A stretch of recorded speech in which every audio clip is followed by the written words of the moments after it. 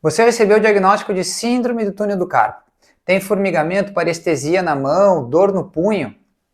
Ou é fisioterapeuta, ortopedista, trabalha com esse tipo de paciente? Bom, fica aí até o final do vídeo que eu vou te contar algumas coisas que talvez vocês não saibam. Fala pessoal! Para quem não me conhece, meu nome é Thiago Alfama, eu sou fisioterapeuta.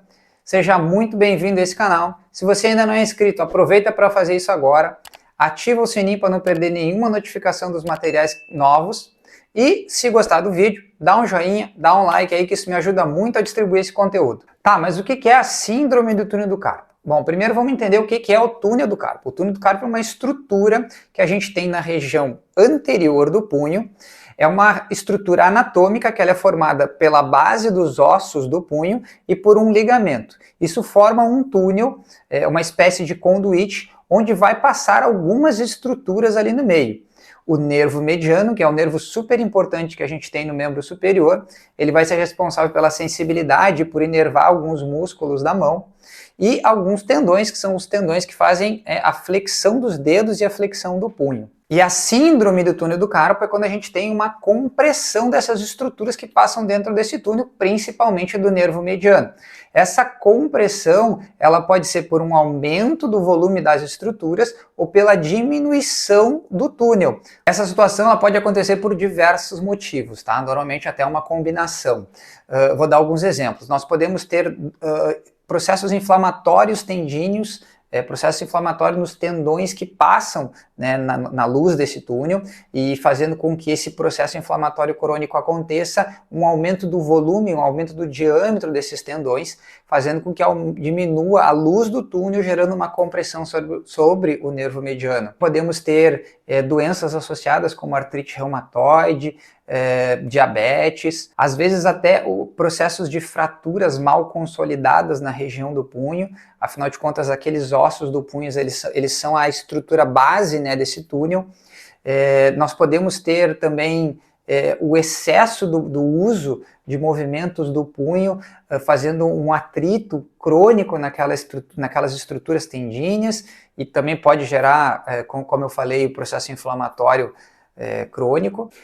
Algumas alterações hormonais, principalmente em mulheres, onde talvez tenha retenções de líquido e aumente um volume, né, naquela região, fazendo com que diminua o espaço do túnel também. E os principais sintomas da síndrome do túnel do carpo, a gente tem o sintoma mais clássico, que é o formigamento, né, a parestesia da mão, na verdade da palma da mão e dos 3 primeiros dedos e a metade do 4º dedo, a metade do dedo anelar, principalmente um formigamento noturno, onde o paciente acorda com um formigamento forte nessa região. Uma presença de choque quando a gente faz uma percussão, né, uma batida na região do punho, um choque muito forte, muito acentuado. Com o passar do tempo, esse processo mais crônico, o nervo pode começar a sofrer alterações um pouco mais severas, e isso vai diminuir cada vez mais a condução do nervo da região que ele está sendo comprimido para baixo, no caso, né, para a ponta dos dedos.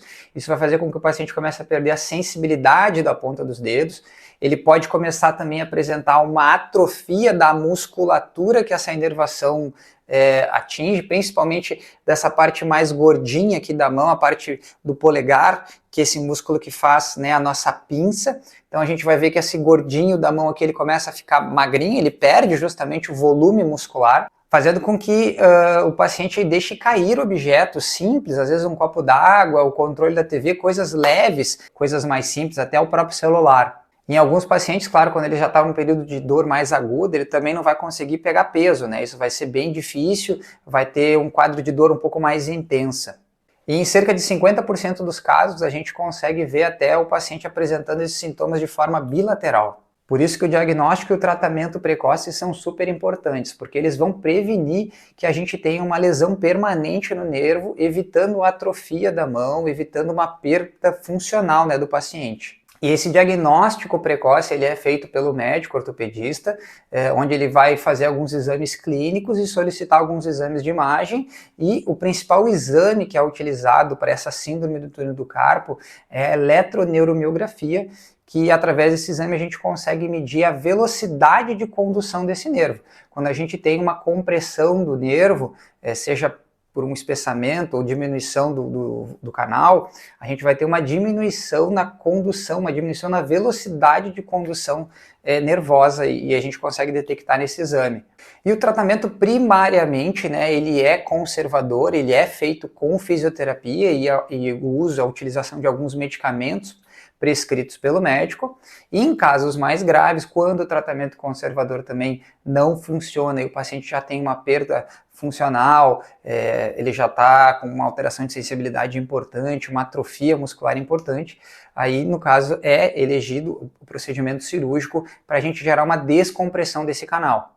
Tá, mas agora eu vou dar uma dica para aquelas pessoas que ficaram aí me assistindo até agora e tem parestesia na mão, tem formigamento nos dedos, tem dor no punho, ou é profissional da área da saúde, é fisioterapeuta, trabalha com esse tipo de paciente, é ortopedista, dá esse tipo de diagnóstico. Deixa eu dar uma dica, deixa eu falar uma experiência prática que eu tenho no consultório, no atendimento dos meus pacientes, que talvez vocês não saibam e podem ajudar tanto pacientes quanto profissionais a resolverem esse problema. Vários pacientes que eu atendo que me procuram com queixas semelhantes a essa, na hora da avaliação clínica, na hora do diagnóstico, né, um diagnóstico mais funcional, mesmo eles apresentando alterações nos exames de imagem, como por exemplo espessamento do nervo mediano, ou diminuição do canal e sintomas de parestesia, perda de força da mão, é muito comum mesmo, eu diria que mais da metade dos pacientes que já vêm às vezes com diagnóstico de síndrome do carpo, a gente durante a avaliação perceber que os sintomas deles vêm por uma compressão do nervo mediano em outras regiões do braço ou até mesmo na coluna cervical. Então a gente vai fazer o tratamento do punho pela coluna cervical ou em algumas regiões, às vezes até na região do braço, ali do bíceps, por ele apresentar algumas tensões. Outra situação também muito comum são pontos gatilhos no músculo escaleno, né, nos escalenos, que são músculos na região do pescoço, onde esses pontos gatilhos geram dores irradiadas no punho e formigamento, parestesia na mão.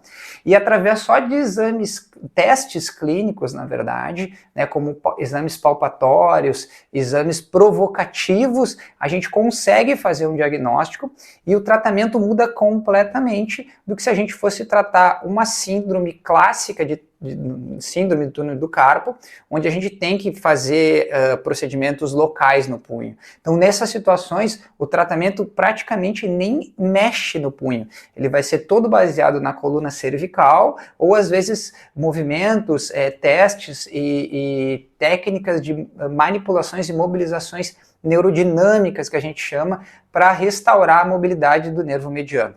Por isso que é muito importante a gente passar por um profissional qualificado na hora do diagnóstico, um profissional mais qualificado, que ele tenha experiência nesse tipo de diagnóstico, porque ele vai saber diferenciar o que realmente é uma síndrome do túnel do carpo ou as falsas síndromes do túnel do carpo, tá?